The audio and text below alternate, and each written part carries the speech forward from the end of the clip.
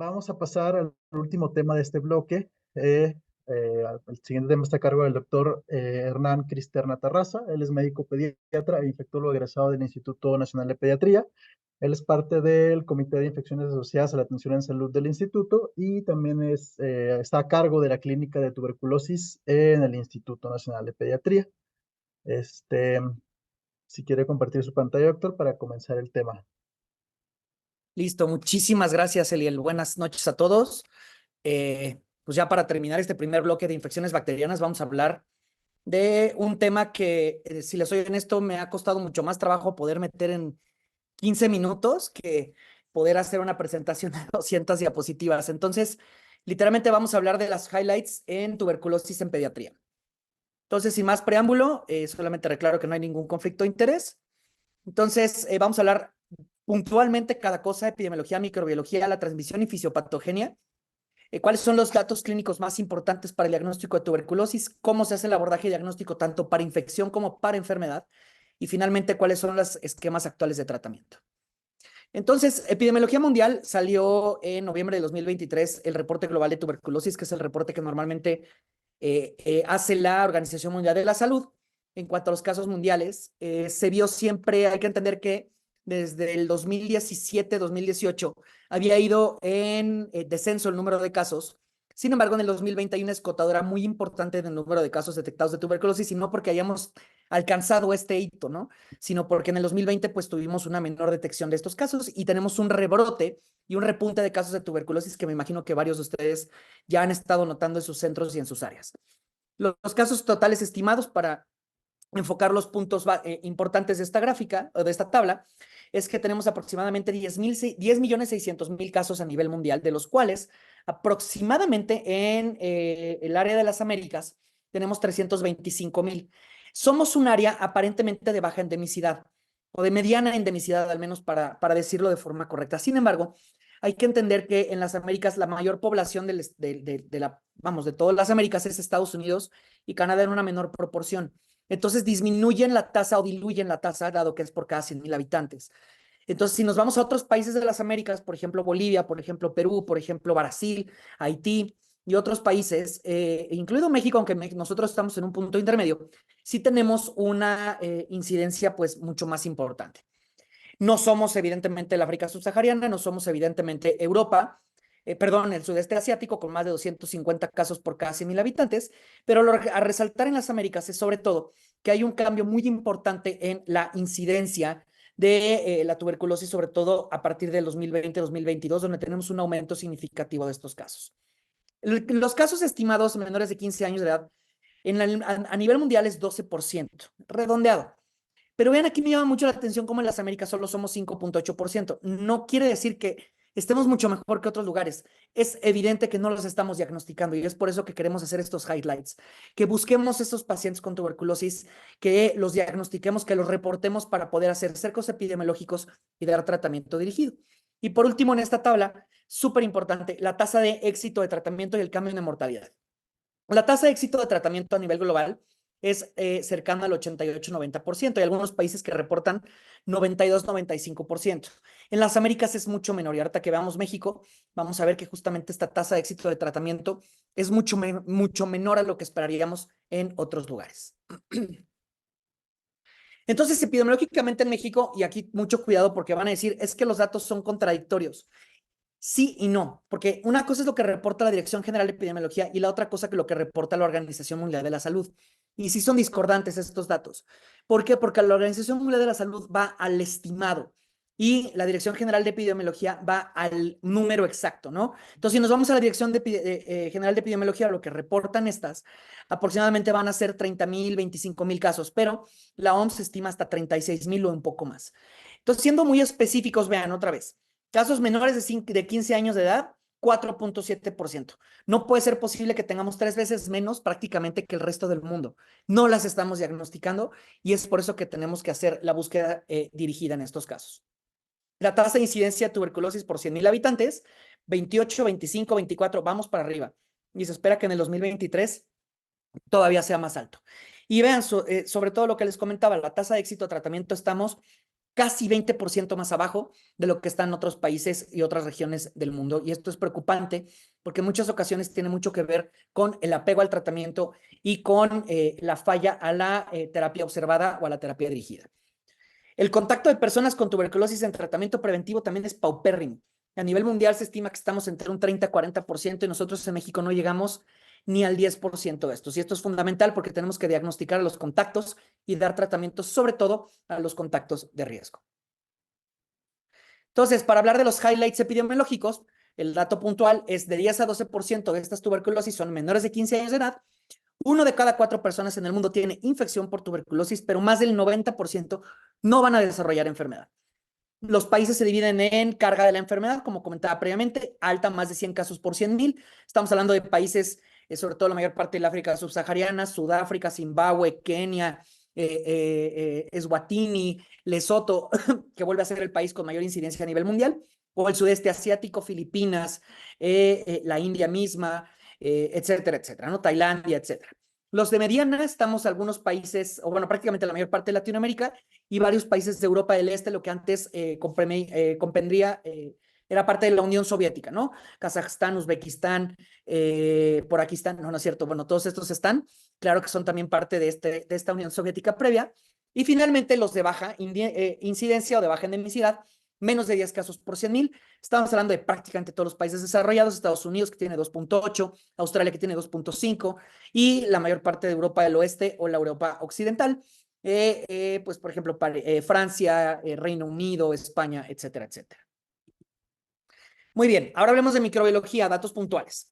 Entonces, microbiológicamente, TB, pues es un bacilo ácido alcohol resistente que tiene una pared celular amplia. Se comporta como gram positivo, pero no es un gram positivo, recordémoslo así, porque no se tiña prácticamente con el gram. Fundamentalmente, este gram positivo, aunque es la pared amplia, tiene esta característica de que se divide cada 15 a 20 horas y que sobre todo la pared celular confiere características únicas a todo el género y sobre todo a la especie Mycobacterium tuberculosis. Esto es porque el ácido micólico es el principal componente que rodea el 50 al 60% de esta pared bacteriana o micobacteriana. Y recordar que Mycobacterium tuberculosis, si bien la especie es Mycobacterium tuberculosis hominis o Mycobacterium tuberculosis per se, también existe el complejo Mycobacterium tuberculosis, que tienen una concordancia genética de más del 99% entre cada uno de ellos. Y esto me da la dificultad de poder separar cada una de ellas de manera práctica en el laboratorio. Por lo tanto, esto le llamamos el complejo Mycobacterium tuberculosis, que de este son 7 micobacterias, de las cuales 3 son las más importantes que van a afectar al ser humano, sobre todo Mycobacterium tuberculosis hominis, como comentaba previamente, Mycobacterium bovis, sobre todo infecciones gastrointestinales, aunque también puede haber infecciones diseminadas, y Mycobacterium africanum, que como lo dice el término, es súper frecuente o es extremadamente prevalente en África, sobre todo África subsahariana. Entonces, highlights importantísimos en microbiología, de lo que casi es de lo que te pueden preguntar de microbiología de tuberculosis, aunque podemos preguntar mucho más.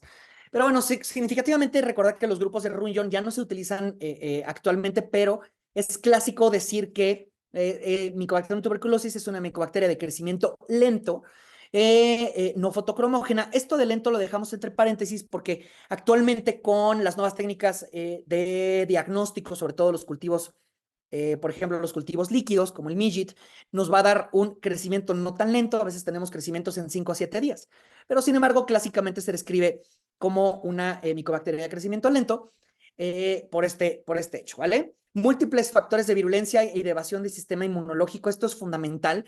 TB tiene un arsenal virológico, de virulencia, perdón, microbiológico, extremadamente fino para evadir la respuesta inmune, para sobrevivir al huésped y para reactivarse en las condiciones ideales. Es impresionante lo que Mycobacterium tuberculosis puede hacer en un ambiente que no es favorable para él y cuando es favorable para él. Y esto lleva mucho, sobre todo a la adaptabilidad y al cambio de metabolismo, a la fase que nosotros llamamos siempre fase activa o micobacteria replicativa y a la fase quiescente. Y recordar que las 3 importantes en el ser humano, tuberculosis bovis africanum, de la cual la más importante por mucho, Mycobacterium tuberculosis. Muy bien, ahora hablemos de la transmisión. Vamos a ser extremadamente puntuales con esto. este microorganismo tiene tres líneas de transmisión. Tenemos la transmisión dependiente del paciente índice o del caso índice, tenemos el ambiente y finalmente tenemos al huésped. Entonces, independientemente de cada una de ellas, esto es como una ecuación, siempre lo comento, esto es como una ecuación en la que vamos sumando o restando factores para aumentar o disminuir la probabilidad de contagiarse con tuberculosis. Entonces, el caso siempre va a ser mucho más importante cuando tenemos una carga bacilar alta, cuando tenemos enfermedad cavitaria, cuando el paciente es grande, porque los niños tienen menor riesgo de transmitir. No quiere decir que no puedan, pero tienen menor riesgo de transmitir, dado que la enfermedad es pausivacilar y el esfuerzo de la tos es menor. Segundo, es la sobrevida en el ambiente y por eso siempre hacemos mucho énfasis en dónde viven las personas. No es lo mismo vivir en una casa donde haya una ventilación adecuada a que vivan 8 personas en un cuarto solo, la ventilación sea mala porque ahí la probabilidad de transmisión es mucho mayor. No hablar mucho de cuánto tiempo se necesita para contagiarse porque hay muchos estudios que hablan de que 8 horas, de que 30 minutos. Lo importante es entender que si hay una pobre ventilación, un pobre recambio de aire y una persona altamente bacilífera, la condición o la probabilidad de infectarse es alta en un corto tiempo. Y finalmente, el huésped, ¿no? El huésped, si bien se puede contagiar muchas personas, esto va mucho más derivado del contagio de estos primeros dos factores, pero ya si el huésped se contagia, este paso de contagio, infección, enfermedad, es lo que me va a condicionar o va a estar muy relacionado al sistema inmunológico, a la edad y a los factores predisponentes específicos de cada huésped que vamos a comentar un poco más adelante.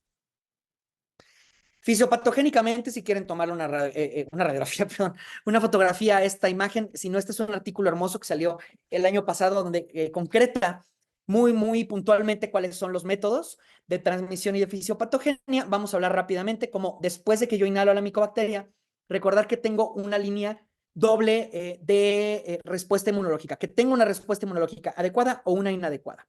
Si tengo una respuesta inmunológica inadecuada, en ese momento no voy a contener a la enfermedad y se disemina. Y es por eso que los pacientes que tienen VIH, los pacientes que viven pues con VIH, los pacientes que son menores de 2 años de edad o con algún tipo de inmunocompromiso grave o error innato de la inmunidad, tienen alta probabilidad de que inmediatamente de que se contagien pasen de la infección a la enfermedad y tener fases o formas graves de la enfermedad. Cuando sí tengo una respuesta inmune, voy viendo dónde se va frenando esta respuesta inmune. Si la respuesta inmune innata puede con esta infección, entonces finalmente no pasó nada y no hay ninguna respuesta a largo plazo ni una respuesta de memoria. Que esto sucede, no sabemos exactamente cuánto, porque pues a fin de cuentas esto solamente se puede probar en el laboratorio, en un ser humano no se puede. Cuando sí verdaderamente tengo una respuesta inmunológica adaptativa, entonces es cuando voy a empezar a tener el famoso IGRA o el famoso PPD positivo, porque yo ya tengo una respuesta de memoria mediada por linfocitos, tanto CD4 como la activación de macrófago mediada por interferón gamma, estimulado evidentemente por interleucina 12, que esto me va a condicionar que la micobacteria o que mi cuerpo ya conozca la micobacteria.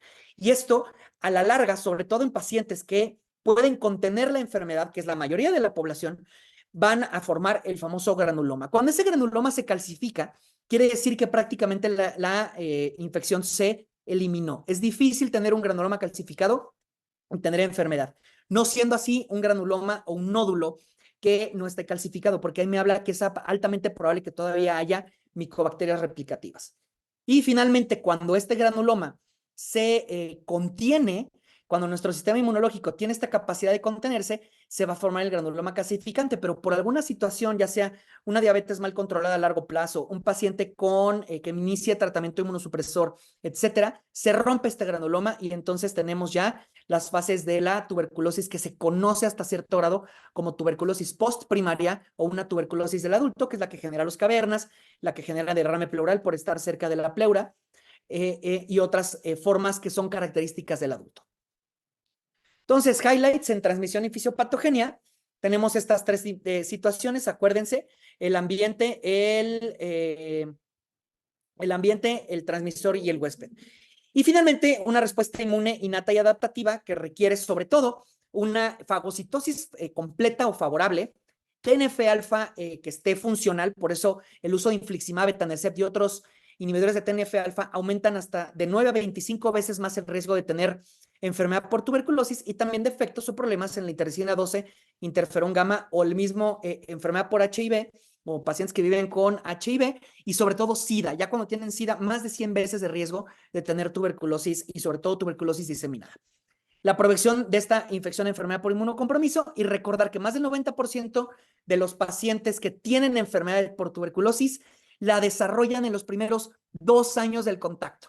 Es decir, que si yo evalúo a un paciente con tuberculosis es extremadamente importante que busque el famoso COMBE.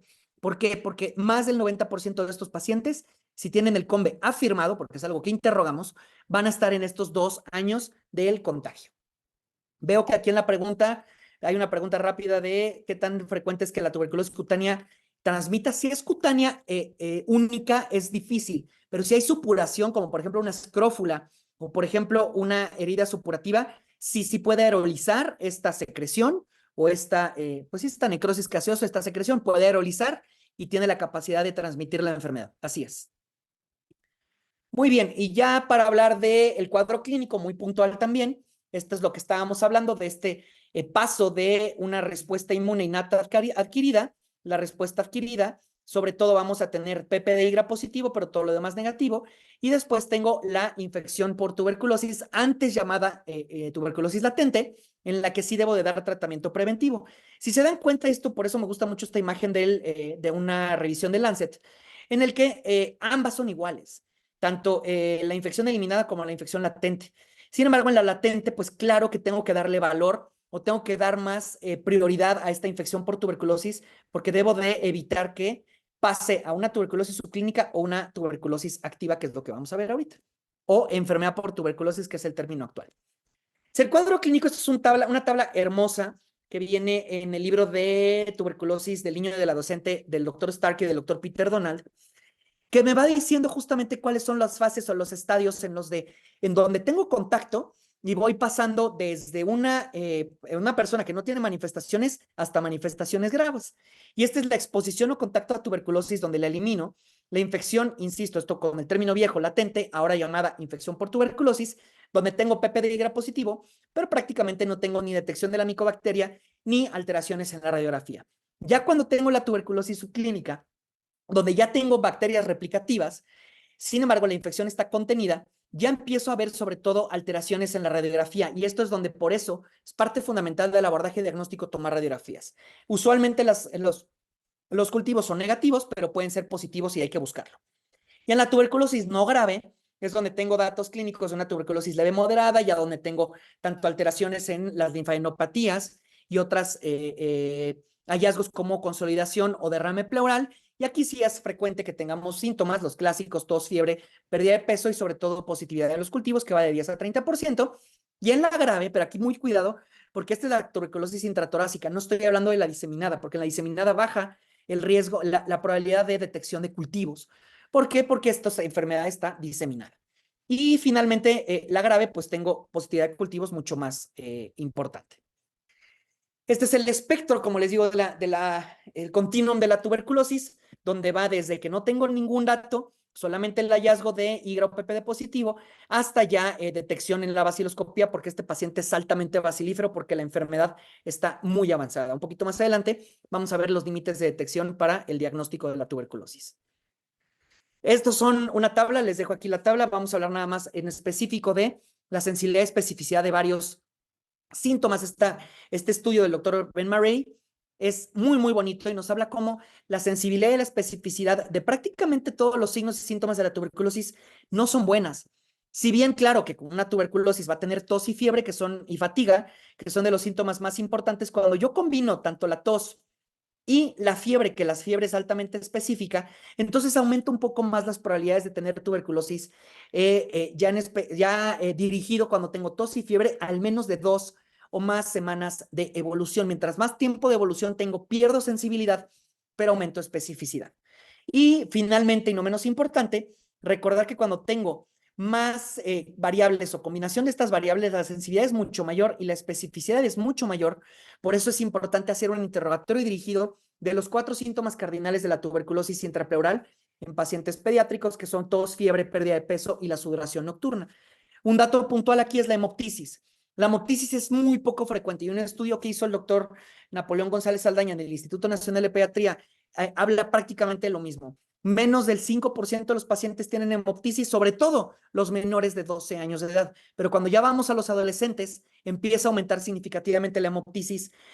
¿Por qué? Pues el adolescente ya se comporta más como el adulto. Algo importante de la hemoptisis es que es muy poco probable que la encontremos, pero si la encontramos, es altamente sugestiva de tuberculosis. Y por último, y no menos importante, recordar que el 70-80% de las tuberculosis son pulmonares. La causa más común de tuberculosis extrapulmonar es la linfática. Cuidado con la pleural, que les van a decir es que la pleural es una tuberculosis extrapulmonar. Es cierto parcialmente, pero sigue siendo tuberculosis intratorácica. Entonces, en realidad, hasta 80% de las tuberculosis son intratorácicas. Y de las tuberculosis graves o de las formas graves, que sería la del sistema nervioso central, que es meningia, y la tuberculosis miliar, aquí ambas, lo importante es la edad de presentación. Tuberculosis meningia y tuberculosis miliar son menores de 2 años de edad, que es la edad más frecuente. Y ya tocó un poquito el tema la doctora Nancy Aguilar en cuanto a infecciones osteoarticulares. Recordar que la tuberculosis de hueso es una infección crónica, es un tipo de osteomielitis crónica, y hay que pensarla sobre todo en pacientes escolares que pueden tener alguna alteración básica en la radiografía, pero las lesiones crónicas en el hueso. Y hay que abordarlo y buscarlo, y serían de las causas de tuberculosis, perdón, de infección osteoarticular cultivo negativo. Entonces, cuadro clínico específico, ningún dato es altamente sensible o específico, hay que combinarlos, recordar la fiebre y tos. La tuberculosis es una enfermedad prolongada, no voy a tener tuberculosis de hoy a mañana, no me va a dar, no voy a contagiar hoy y mañana tengo la caverna. Es una enfermedad de semanas a meses. Entonces hay que siempre evaluar o preguntar los hallazgos súper importantes en cuanto a la tuberculosis del tiempo de evolución. El continuum de infección, enfermedad y enfermedad grave es fundamental, y siempre hay que entender que puedo diagnosticar la tuberculosis por clínica, pero eso no quiere decir que no deba de evaluarlo, no quiere decir que no tenga que buscarla. Y no hay que usar tratamiento para diagnóstico cuando no hay alta sospecha. Es como, no sé, tiene fiebre, tiene tos, voy a dar tratamiento a ver qué tiene. No, cuando hay una alta sospecha, adelante, pero cuando no, no está recomendado. Hay que seguir buscando qué tiene este paciente, porque recordar que los fármacos antituberculosis, un poquito más adelante lo comentaré puntualmente, tienen alto riesgo de toxicidad. Entonces, diagnóstico. Sobre todo recuerden, infección y enfermedad son dos cosas diferentes. Infección la voy a diagnosticar en un paciente que está asintomático por completo, que tenga una radiografía normal y un PPD o un IGRA positivo. Esta imagen que les puse aquí, les voy a especificar sobre todo esto: la sensibilidad del IGRA y la sensibilidad del PPD. Ambas sensibilidades son muy similares, de 75-80%, tanto el PPD y el IGRA, 80-85%. Y la especificidad es muy alta, de 95-100%. Sin embargo, si tengo vacuna de BCG, es donde pierde fuerza el PPD, porque la sensibilidad baja hasta 40, la especificidad, perdón, baja hasta 50-60%. Entonces, aquí es donde gana hasta cierto grado el IGRA, sobre todo el cuantiferón, versus el PPD. De otra cosa importante del PPD es que recordar que cruza con muchas micobacterias no tuberculosas, mientras que el cuantiferón cruza con pocas micobacterias no tuberculosas, sobre todo Kansasi marinum y Shulgai. Y la radiografía, entender que el hallazgo más importante de radiográfico en los pacientes con tuberculosis son los nódulos mediastinales. Estos hasta 70% de los pacientes, 80 hasta 90%. Es uno de los hallazgos más importantes, seguido de la condensación. No es frecuente que veamos pacientes con cavernas, no es frecuente que veamos pacientes con una lesión destructiva pulmonar. Hay que entender que si veo una radiografía, sí veo una radiografía alterada, pero no sé verdaderamente qué, hay que hacer una tomografía. ¿Por qué? Porque me va a dar mucha mayor sensibilidad en la detección de estas alteraciones. Este estudio del doctor Schaff, de Simon Schaff, es un estudio muy bonito que se hizo en pacientes sudafricanos, y nos habla sobre todo de estos hallazgos clásicos o característicos de la tuberculosis en radiografía. Y para enfermedad, siendo muy puntuales, tres diagnósticos: las baciloscopías, las pruebas moleculares y, sobre todo, que es el que nunca debemos de dejar de hacer, el cultivo. Aunque el cultivo tarde más tiempo, siempre hay que hacer los cultivos. Entonces, las nuevas tendencias, este estudio de Nature es muy bonito, que salió el año pasado, es: cambiemos la microscopía por molecular, cambiemos los laboratorios centralizados a que todos tengan acceso a estos laboratorios, hacer una testing o un estudio no solo de una enfermedad, sino de múltiples enfermedades a la par, cambiar las muestras de esputo por otro tipo de muestras, como el aspirado nasal, muestras de orina, ver que podamos hacer los estudios no en el hospital, sino que sean en casa, que vayamos a tener unas pruebas mucho más específicas y mucho más, que tenga mayor acuciosidad diagnóstica y buscar también que haya más accesibilidad a estas pruebas. Entonces, este es un estudio, digo, una gráfica, una tabla muy bonita que habla de la sensibilidad y especificidad, sobre todo de las pruebas moleculares, versus la auramina rondamina, siempre comparado con el estándar de referencia que es el cultivo. Y vean cómo la sensibilidad de la auramina rodamina, sobre todo en muestras pulmonares, puede ir desde un 60 hasta un 90%. Esto es en adultos. En niños recuerden que va desde un 10 hasta un 30% cuando son cultivo negativo y hasta 70-90% cuando son cultivos positivos. La especificidad es muy alta, hasta 96%.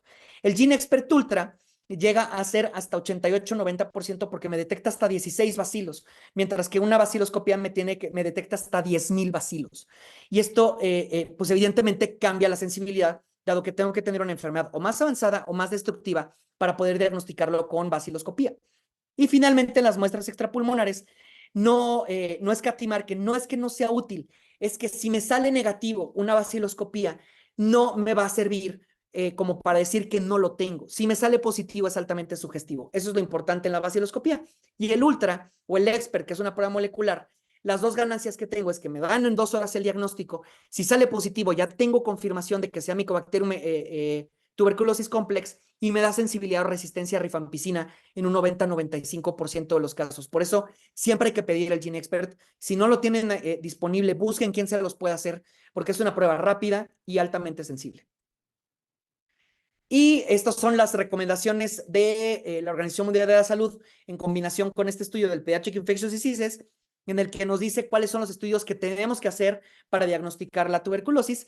Este TB-LAMP, que es Loop Mediated Isothermal Amplification, tiene una sensibilidad del 84 y 96% de especificidad.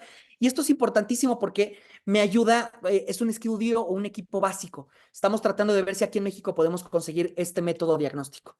El GeneXpert Ultra, que les decía, 16 bacilos, nuevo estándar por la OMS, el LPA o el ensayo de línea de prueba, me ayuda también a diagnosticar resistencia a fármacos anti-TB, tarda 3 días, entonces si tengo un GeneXpert positivo me podría ayudar si no tengo el cultivo. La secuenciación de nueva generación, evidentemente me va a decir género, especie, e incluso algunos van a decirme dónde están las mutaciones de resistencia. Sin embargo, no hay estudios en población pediátrica y no está al alcance de todos. Y ya los últimos, pues son solamente como para que conozcan que existen otras formas de diagnóstico. Entonces, highlights en diagnóstico, recordar que la radiografía es de alta sensibilidad, 90-95%, entonces me ayuda a descartar, pero cuando veo que algo no me gusta, vámonos a la tomografía. ¿Por qué? Porque me va a dar mayor sensibilidad diagnóstica y mayor forma de poder saber si tengo que hacer algún otro estudio. Siempre buscar el microorganismo por diferentes medios. Recordar que la baciloscopía es de baja sensibilidad, pero tiene alta especificidad y es útil para seguimiento. Si yo tengo 3 cruces de baciloscopía al momento del inicio del tratamiento, a lo mejor al mes voy a tener 2, a los 2 meses voy a tener 1 y a los 4 meses ya va a estar negativa esta baciloscopía. Entonces me ayuda a dar seguimiento. Sin embargo, hay que tomar en cuenta que no es 100% útil, sobre todo cuando tengo una baciloscopía inicial negativa. El método de obtención fundamental es sobre todo el esputo inducido o la broncoscopía, que sería lo ideal. Si no se puede, tengo también el esputo inducido o el esputo parcial que puedo hacer con un aspirado nasofaringeo. Y finalmente recordar la prueba molecular del cultivo es lo que tenemos que hacer actualmente porque me da drogosusceptibilidad y ajustes terapéuticos. Y el estudio más útil siempre es el cultivo. Y ya para el tratamiento, el doctor Caminero es un médico español que tiene extraordinaria experiencia en los fármacos antituberculosis. Un artículo que salió hace un par de años en la revista Médica Clínica de Barcelona. Y vean, esta tabla es hermosa porque me habla de cuáles son las actividades altas, moderadas y bajas, tanto de actividad bactericida, esterilizante y quién previene más resistencia. Y me pone literalmente la tabla o la línea de cuáles son los fármacos más importantes para el tratamiento antituberculosis. Entonces, vamos desde rifampicina, fluoroquinolonas, isoniazida, linezolid, bedaquilina, clofazimina, y vean cómo hasta abajo estamos teniendo algunos fármacos que seguimos utilizando de primera línea. Sin embargo, no quiere decir que vayamos a cambiar esto, ¿eh? Quiere decir que sigamos abogando porque la rifampicina y porque la isoniazida sean los fármacos más importantes para el tratamiento de TB. No quiere decir que vaya ahora a meter fluoroquinolonas como primera línea. ¿Por qué? Porque el problema de meter quinolonas es que es tratamiento prolongado con alto riesgo de toxicidad a largo plazo, sobre todo en niños, Y lo último, no menos importante, que tiene mayor riesgo de desarrollar resistencia durante el tratamiento, y lo que ya explicó a principios el doctor Germán en cuanto a resistencia a quinolonas a largo plazo o en la comunidad. Estoy viendo que me preguntan cuál es el valor del jugo gástrico en menores de 6 años. Hay que hacerlo cuando no se puede obtener la muestra de otra forma. Sin embargo, tengo una recuperación diagnóstica de un 10 a 30%. Es el clásico, mi peor es nada. Si no tengo otra forma de hacer el diagnóstico, hagamos jugo gástrico, pero tengamos en cuenta que si me sale negativo es altamente probable que no detecte la enfermedad. Por eso en muchos casos, insisto, el tratamiento siempre va dirigido de la sospecha clínica radiológica, que es lo más importante. Busquémosla, pero si no la encuentro, no quiere decir que no la trate. Y ya para acabar, este es el estudio SHINE que salió en el 2022 en el New England, donde participaron muchos centros, sobre todo de África subsahariana, en la que vemos cómo no hay diferencias estadísticamente significativas en cuanto a un tratamiento de 4 meses a un tratamiento de 6 meses en tuberculosis no grave, incluidos los pacientes con VIH o que viven con VIH. Y esto está revolucionando este tratamiento porque ya la Organización Mundial de la Salud, en el módulo 5 de tratamiento, me dice que los pacientes de 3 meses a 15 años con tuberculosis pulmonar no grave los puedo tratar con 2 meses de isoniazida, rifampicina, piracimida, tambutol y 2 meses de isoniazida, rifampicina. E incluso, todavía mucho más, no lo pongo aquí, pero es importante entender que menos de 10% de resistencia a isoniazida en la comunidad, aunque en México tenemos entre 12 y 15%, puedo quitar el etambutol del esquema y dejar 3 fármacos de tratamiento y seguir con 2 meses de tratamiento con isoniazida y rifampicina. Y más de 12 años con tuberculosis pulmonar no grave, también puedo utilizar un esquema de 4 meses con isopira, rifapentina y moxifloxacino, disminuyendo un poco los efectos adversos de la rifampicina. Si es osteoarticular y si es tratamiento de tuberculosis del sistema nervioso central, son 10 meses. Debo de dar siempre tratamiento adyuvante a la tuberculosis del sistema nervioso central y pericarditis, así como tuberculosis diseminada grave, dar dexametasona o prednisona 6 a 8 semanas.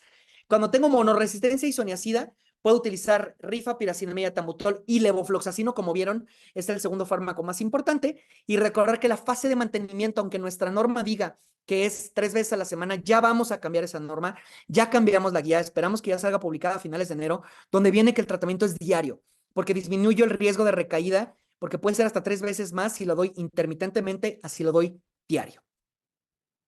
Entonces, los highlights en tratamiento, y con esto acabo, tasa de curación mayor al 90%, con adecuado apego y sin problemas de absorción. Recordar que la respuesta clínica va a tardar entre 2 a 4 semanas. Los pacientes con tuberculosis, así como tuvieron semanas a meses con fiebre, van a seguir con semanas con fiebre después del inicio del tratamiento. Sin embargo, hay que ir viendo que vaya una mejoría paulatina, pero progresiva.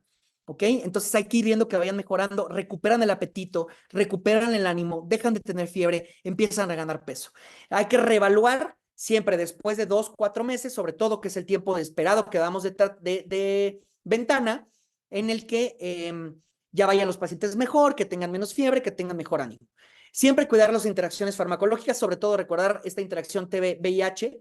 ¿Por qué? Porque tenemos alto riesgo de tener interacciones con los inhibidores de la proteasa o incluso los de la integrasa. No es tanto, pero sí hay interacción sobre todo con la rifampicina, algunos antifúngicos, boriconazol y traconazol sobre todo, y otros tantos fármacos, sobre todo la rifampicina. Recordar por último, efectos adversos graves en niños son raros, menos del 1%. Menos del 1% de los pacientes pediátricos tienen efectos adversos graves. Por eso, de rutina no se piden las pruebas de función hepática solamente en los pacientes en los que tienen alto riesgo de tener hepatotoxicidad o ya están tomando algún tratamiento hepatotóxico o ya tienen alteraciones hepáticas. ¿Por qué? Porque hasta 40% me elevan en transaminasas, hasta 40% o hasta 80% me pueden elevar incluso ácido úrico por la piracinamida, pero no son tóxicos. Entonces lo podemos vigilar sobre todo por datos clínicos. Y lo importante también la neurotoxicidad por isoniazida en los grupos de riesgo, porque a ellos les tengo que estar dando combinaciones o más bien complemento con ácido fólico. Entonces, no puedo creer que resumí tuberculosis en 20 minutos, es algo bastante complejo, lo sé, pero estos son los highlights más importantes, sobre todo incluso para los residentes de infectología pediátrica, es lo que más preguntan en el examen de consejo. Y pues nada, quedo a sus órdenes también para lo que necesiten con mucho gusto en el instituto, la clínica de tuberculosis, y ahí están mis datos de contacto. Eliel, muchísimas gracias, gracias a todos los compañeros, Patti, la doctora Nancy y todos los demás, y bueno, nos comimos un poco de tiempo, pero no sé si ella, de acuerdo a lo que diga el doctor Iván, para algo de preguntas, y si no, pues con mucho gusto en el correo las contestamos. Gracias, doctor Iván. Y Sí, Eliel. doctor, yo creo que las preguntas van a ser por correo. Ahorita les mando allí al chat el mail para las dudas por cuestiones de tiempo. Muchas gracias, doctor. Tarea titánica, resumir una enfermedad milenaria en menos de media hora, ¿no? Entonces, pues vamos a continuar con el siguiente módulo, que nos va a hacer el favor, de abrir el módulo, creo que la doctora Samantha Pérez Cavazos, ¿verdad? De hecho, voy a seguir hablando porque ahora yo voy a ser el que voy a estar coordinando a mis demás compañeros en virología. Entonces, muchísimas gracias. Voy a cambiar ahora el tema. Tuberculosis es lo número uno, pero no, no es cierto. Ahora vamos con el siguiente temario. Sobre todo, vamos a hablar de las enfermedades virales. Si me dan literalmente un minutito para poder, si quieres, Sam, para que puedas ir compartiendo tu pantalla en lo que te presento. Denme un segundo. En lo que acababa y voy sacando los currículums. Entonces, un segundito.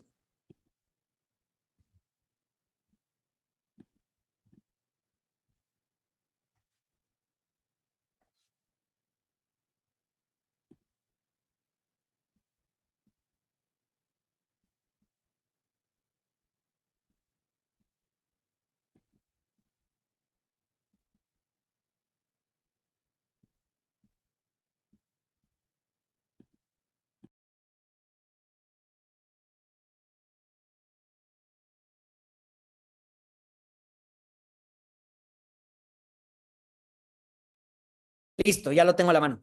Es que en lo que abría los currículums, como los dejé a la mano. Entonces,